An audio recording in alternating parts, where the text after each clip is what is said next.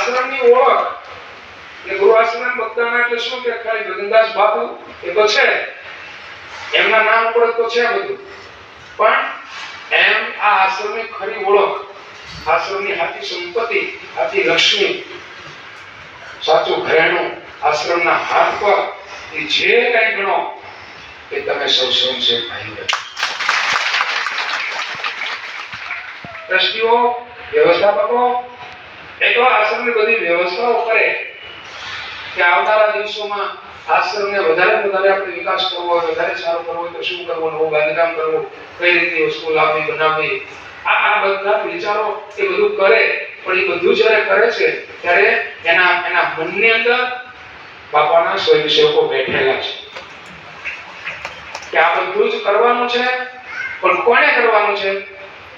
કોઈ કદાચ 50 લાખ રૂપિયા આપી દે અને એમ કહી જાય કે આ 50 લાખ રૂપિયા એ 2-4 મહિના, 2-4 દિવસ કે 15 દિવસ જેટલું હાલે એટલું રસોડું મારા તરફથી આલો એના પૈસા. એટલે એ પૈસા પછી કઈ યાત્રાળુઓને ડીશમાં પીરસવાય અને છૂટા કરીને કોઈ ડીશમાં પૈસો પીરસી દેવાય નહીં.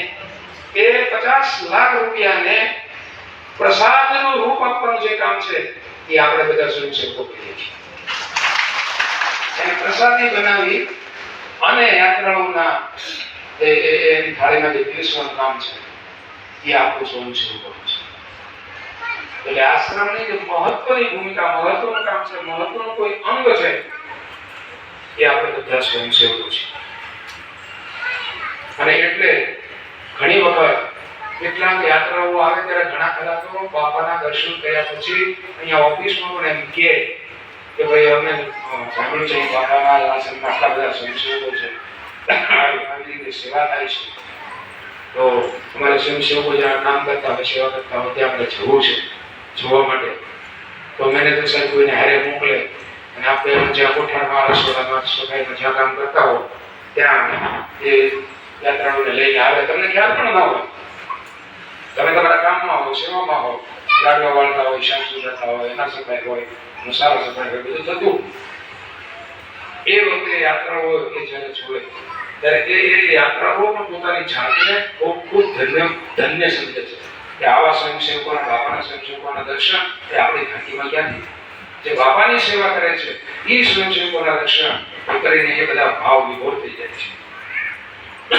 પણ એ જ્યારે દર્શન કરે છે ત્યારે કોઈ વખત ક્યારેક આપણે બહેનો કે ભાઈઓ જે સેવા કરતા હોઈએ એ જે સેવા કરતી હોય, સેવા કરતા ક્યારેક એવું કંઈક બને કે જેથી કરીને યાત્રાળુઓના મનની અંદર કંઈક શુભ ચડે, એને ન ગમે એવું થાય.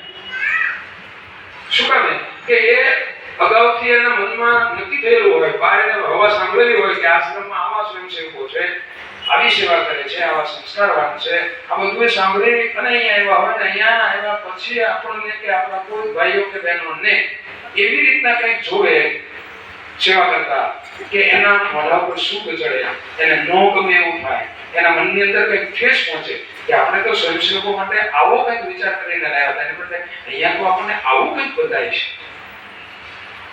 શું બતાય છે? તો ભાઈઓ સેવા કરતા હોય, પીરસતા હોય, લાડવા વાળતા હોય, તો કોઈ ભાઈ એક માવાનો બંધાણી હોય તો એ પીરસતા કે લાડવા વાળતા માવો કાઢી ચોળી અને હાથથી પકડીને મોઢામાં મૂકતો હોય, આંગળા મોઢામાં જાય. રખેડી પણ માવા વાળી થઈ હોય, આંગળા માવા વાળા, ચૂના વાળા, તમાકુ વાળા થયા હોય. અને બીજા બાજુમાં બેઠેલી વાત કરે તો માવાનું ચૂપ પણ છાપરા પણ ઉડતા હોય બોલે ત્યારે.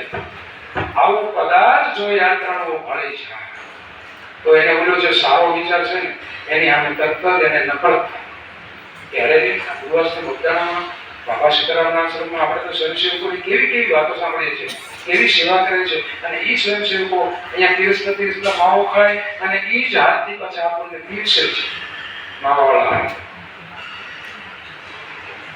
આ આપણામાં આવું વ્યસન બહેનોમાં હોય નહીં, સ્વાભાવિક છે.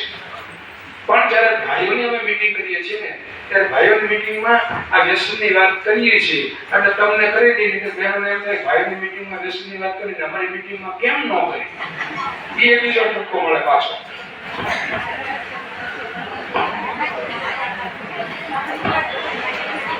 બહેનોમાં કોઈ બીડી કોઈ પીતું ન હોય,